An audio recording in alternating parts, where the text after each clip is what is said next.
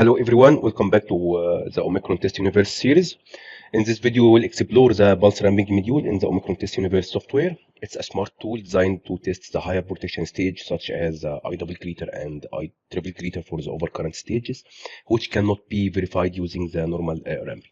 So we will see how the short current pulses are used to safely test these faster stages without triggering the lower ones, and how automatic assessment makes the process efficient and accurate. So let us get started and see how the pulse ramping module simplifies advanced relay testing. So simply you can navigate to from the Omicron Test Universe start page into the test modules and tools, and you can select the pulse ramping, or you can enter or create your own test document and insert the test module for customized and automated test plan.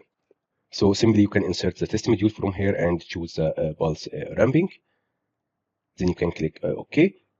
Then you can double click the pulse, rename the pulse ramp module, give it a meaningful name just to be understood by anyone using the same test plans or anyone reading the test report. So the pulse ramping test modules is designed to test the higher protection stage, such as I double greater and I triple greater, that cannot be evaluated using the standard ramping module.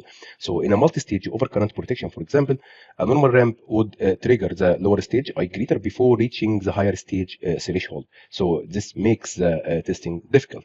The pulse ramping module, on the other hand, overcomes this by using a short current pulses instead of continuous ramping, and by assessing the tripping signal rather than the pickup signal. Each pulse injects a current for a short period, short enough to avoid tripping the lower stages, then slightly increase the current after each pulse until the higher stage relay operates. So this method allows accurate and safe testing of faster and higher level protection stages. So to perform a pulse ramping test, we have to specify a set of parameters must be defined similar to those used in the normal ramp test. For example, if the second overcurrent stage I double greater is set to 6 ampere with a 3% tolerance, which means plus or minus 180 milliamp, dividing this tolerance range into 4 steps gives you a step size about 45 milliamp. So the step size here, we can define it as a 45 milliamp or 22 milliamp if you need better accuracy. The start and end values are usually from 0.8 to 1.2 times the nominal current, which means from 4.8 ampere up to 7.2 ampere.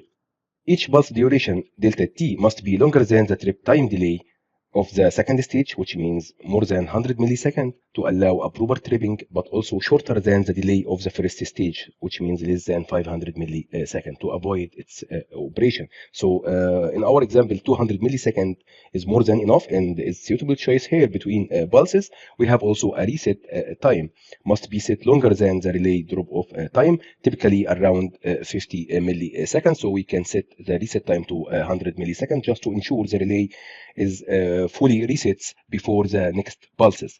This configuration allows a precise and safe verification of the higher stage relay setting without unwanted operation of lower stages. Also, you have to configure the local hardware configuration. So as we did in the ramping module, we have to configure the analog output. We need the current channel, so the voltage channel is not needed in the non-directional overcurrent protection, so you can configure it as not used. Also, you can configure here the binary signal, the start and the trip signals, but in case of pulse ramping for the second stage, we will take the trigger options from the trip signal rather than the pickup signal. That's why we make the start here not used, and we will use the trip signal for the triggering condition and for assessment of the results, which means only the trip signal is used on the binary and analog input tab, so none of the other signals are needed. So in the pulse ramping test module, test parameter setup is similar to that in the ramping module. For example, if you are looking for the set mode, we have different modes here: direct, line-to-line, symmetrical components, power, fault values, and impedances can be ramped up or ramped down. So the set mode determines how the signal are varied, so either by directly changing the current and the voltage values or by using symmetrical component, fault values, or impedances. Then you can specify which quantity to vary. So depending on the chosen set mode, for example, in the direct mode, the phase currents can be chosen to be a 3-line IA and IB and IC, or IL1, IL2, ILC can be ramped by the magnitude, as you can see from the quantity here. On the other hand, if you are set the set mode to be a symmetrical component mode, so the positive sequence I1 can be varied. Then the state definition.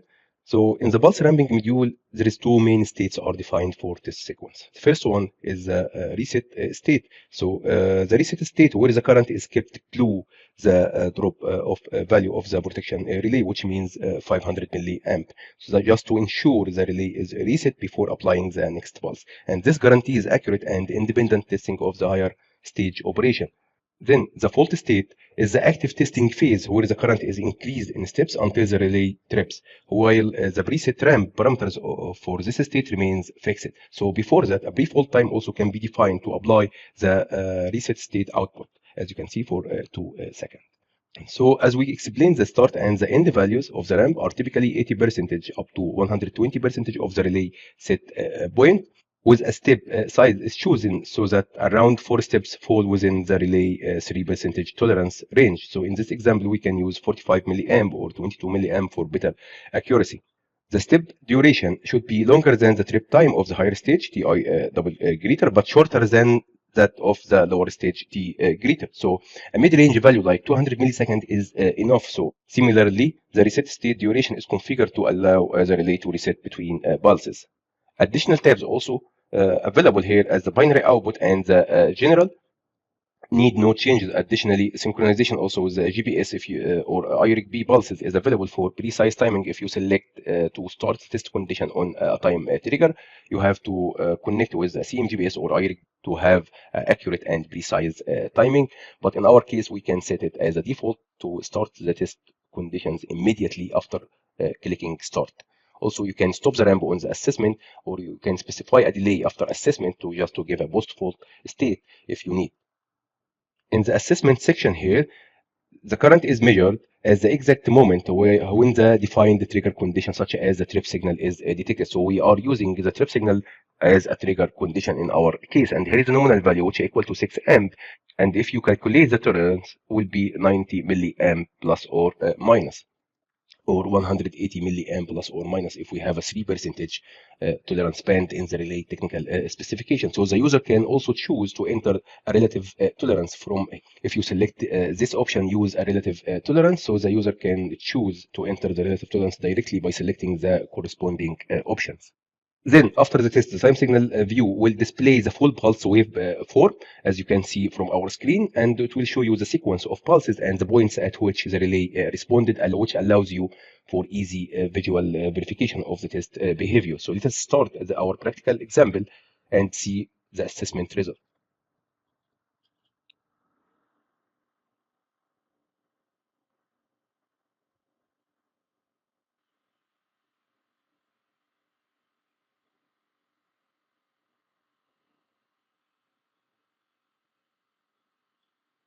So as you can see, here is the actual value equal to 5.993, which means the deviation is minus 7.5 milliamp, which is very accurate result to test the pickup and the drop off of the higher stage of overcurrent using the pulse ramping module without manipulating the relay parameter setting and without disabling the first stage of the overcurrent.